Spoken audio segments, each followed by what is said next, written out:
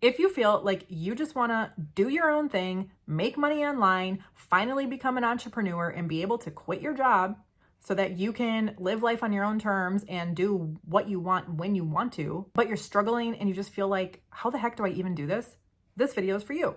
My name is Brooke, and I've been an entrepreneur for going on 11 years now. Over the past decade of my entrepreneurial journey, I have done all sorts of businesses. Yoga studios, Airbnb, blogging, affiliate marketing, Etsy, print on demand, drop shipping, Amazon KDP. And now for the past year and a half or so, I have had my own online coaching business up and running. Before you get into all of the strategies and the tactics of like what to do to get whatever business you want to get up and running, I want to share with you my 7 tips of how I'm a successful entrepreneur, and you can feel free to try these on for size, see how they fit you, and take what serves you and leave the rest. I truly believe that success as an entrepreneur comes when you are a successful person, first and foremost, just in life. So here we go. Here's 7 things that have really helped me to be able to create the lifestyle business that I love and live my life doing what I want to do when I want to do it.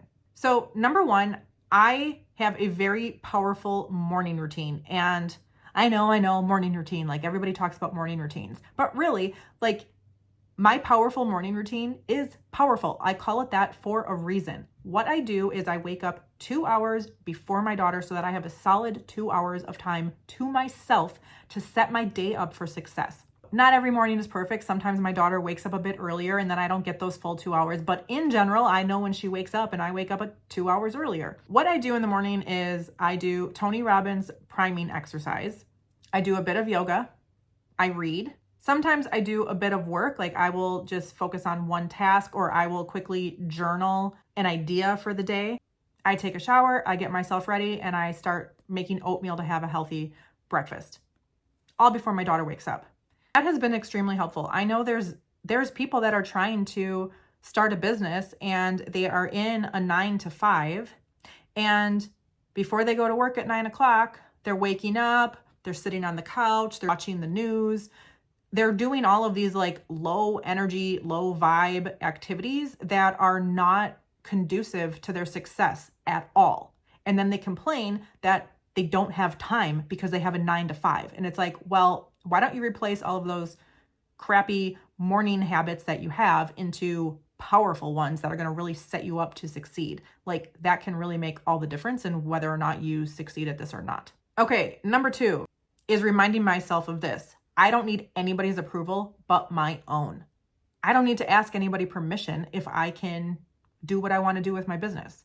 I don't need anybody's permission for how I want to be a parent. I don't need anybody's permission. I am in charge of my life. I am responsible for everything. I assume 100% accountability for my life experience and for raising my daughter. So because I'm 100% accountable and responsible for myself, I don't need anybody else's permission, period. And that relates to everything. I am no longer a people pleaser. I do what is in the best interest of my daughter and myself and my business, and I stay laser focused on that, and I don't need anybody's approval. Number 3 is I don't take anything personally. That is very hard to do, and what really helped me to anchor this in and like master it in my life is reading the book, The 4 Agreements. So if you have a hard time, like if you find yourself getting defensive and you take things personally really easily and that bothers you about yourself, I highly recommend reading that book, because really that was like the thing that unlocked it for me, where I was finally like, oh, okay, like I get it. I really don't have to take anything personally. Not taking things personally just opens up this whole other world of freedom, because you realize that what other people do has nothing to do with you and everything about them. It doesn't matter. Just stay focused on yourself. It's life-changing when you really don't take things personally, and not just tell yourself that, but like actually practice that and live it in every single cell of your body. I mean, that's how I'm able to only work with clients I want to work with. That's how I'm able to have that mindset of I'm not desperate for clients. The client is the lucky one who gets to work with me. And if they don't want to work with me, I don't take it personal.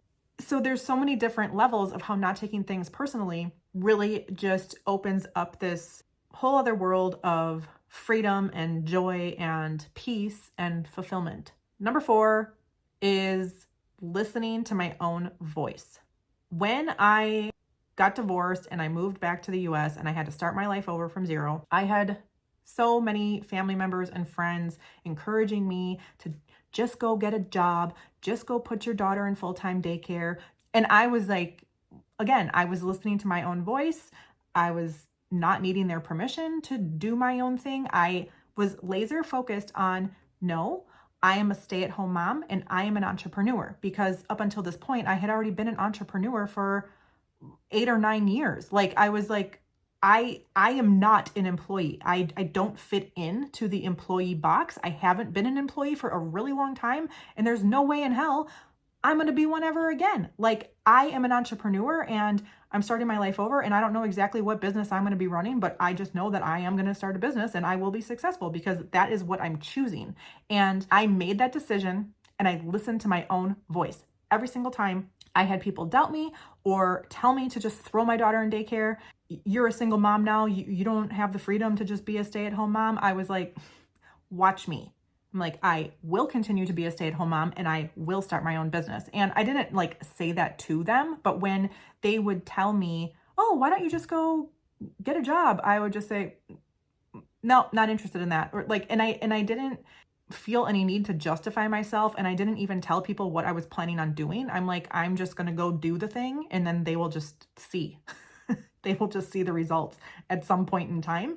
And that's it. And again, like, my family and friends who were encouraging me to put my daughter in daycare and just go get a job, they had the best intention for me. They saw me obviously going through a really hard time of a divorce and starting over. And I know that their intention was coming from a place of love and just wanting what was best for me. But they are not living life in my shoes. I am. I am the one who's living my life. I am the one who's responsible for myself, and I am the one who's raising my daughter. So I will choose my path, and I choose to be an entrepreneur. I'm not an employee. And I know that, and I listened to my own voice. I held on to my own vision, and that's why I am where I am right now. Number 5, take notice. In other words, be self-aware of things that hold you back and then remove them, like eliminate them from your life. So for example, this could take the form of blocking somebody on Facebook who you feel really self-conscious around. Like, maybe you're holding back on creating content because you don't want your mom to see it, or you don't want your ex-boyfriend from high school to see it. Like, I get that. There's been people that I've blocked because I don't want my confidence lowered because I'm afraid that they'll see me. And although I'm really good at not taking things personally and really just like staying laser focused on my vision for myself, I'm human, and I do have like self-doubt and those self-conscious moments come up where there's certain people that it's just like, get out of my life. Like, if there's a person that is going to affect how confident I feel about myself for whatever reason, I just eliminate them from my life. So that's one example. Another example is eliminating distractions. Distractions in our current world with technology and having social media at our fingertips every single second. There's so many distractions flying at us at all times. And so I really like put my blinders on. I use the focus filter on my phone. I have times that are blocked where like literally nobody has access to me except for my daughter's school. So in case she's sick and she needs to be picked up early, her school is allowed to call me and my phone will ring if her school calls. But nobody else is like allowed in my world. I put myself in what I call a focus box. Like, I'm in one right now. I'm in my focus box making this video, and I wouldn't be able to do that successfully if I was receiving notifications on my phone left and right. So remove all of that stuff.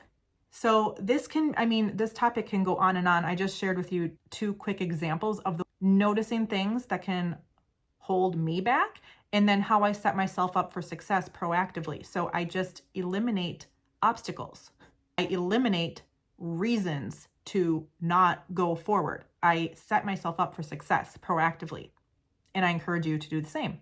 Number 6 is run your own race. So comparison is something that I know can really get me in a funky mood and can make me feel like I'm not good enough. And then the self-doubt stuff, like just part of being human, our brain is, and the way I believe that society has programmed us to be is, full of self-doubt and insecurity. And it's just something that we as humans have to like deal with as adults. And the first step is being aware. And then the second step is like how you coach yourself. For example, like I love watching YouTube. You could say I've gone to YouTube University because I have learned so much on YouTube. Okay. There are certain channels that I have followed that I really like, but that I noticed that because they are so further ahead of me, sometimes it can actually not be as inspiring, and it can make me feel like I'm really far away from my goals, and it actually discourages me because then I just feel like, oh my gosh, like they're so much further ahead. And so what I've done is I noticed that when I'm comparing myself to somebody or something that is going to make me feel discouraged instead of inspired, I just stop following them or consuming whatever that thing is. There are times where I follow people who are in a place where I want to be in the future, and I'm able to consume their content coming from a place of feeling like super inspired and like if they can do it, I can do it too. And then there's just certain people, for whatever reason, really make me question myself. And it's nothing personal against them. It's just how it affects me for whatever reason. And so I just take note of that, and then I just don't follow those people because I'm like, why am I going to follow somebody that every time I do, I'm questioning my own self-worth? And if I can really achieve what they've already achieved, I'm only going to watch somebody that I feel truly inspired by and lit up by. And like, if they can do it, I can do it. Number 7 is to invest in yourself. I'm not saying invest in yourself to like pitch myself as a coach at all. Okay. I'm telling you this because I see, and this might turn into a little bit of a rant, but I hear so many people all the time being like, I can't find clients. All I'm doing is working for free. I don't know how people attract high paying clients. I just feel like this isn't going to work for me. I don't know how to charge. I'm uncomfortable asking for money. Many times, and I'm not saying this applies to everybody, but more often than not, I can say that I have seen the same people who are complaining are the same people who don't pay to invest in themselves. So I call them freebie suckers. If you are a freebie sucker and you're only going out and looking for all the free YouTube videos you can watch and all the free training events you can attend and all the free, everybody's lead magnets and everybody's opt-ins, like if you are only out there consuming everybody's free stuff, typically you are spread very thin because then you're learning from like 500 different people and there's more than one path to success, right? So you're going to be learning all these different strategies. What ends up happening is you end up getting really confused and it does more damage than good. You're spending a lot of time consuming from people for free. And remember, the free stuff is at the bottom of the value ladder for a reason. You move the needle when you get more help, which is worth more money. It's just how it works. I attract high-paying clients because I invest a ton of money in myself. I'm currently enrolled in like 3 different programs, high-paid programs, where I'm learning from people who are further ahead than me and where I want to be. I continuously invest in myself, and I have been doing this for over 10 years. The reason I'm a successful entrepreneur is because I have studied entrepreneurship this entire time, over a decade. I have taken countless online courses. I have invested in coaches. I have invested thousands of hours reading books. Like, I've put in the time and the money and energy to invest in myself and educate myself. And so that is why I attract people who want to pay me, because I pay people to teach me. So if you are a freebie sucker, you are going to attract freebie suckers. It's law of attraction. Like attracts like.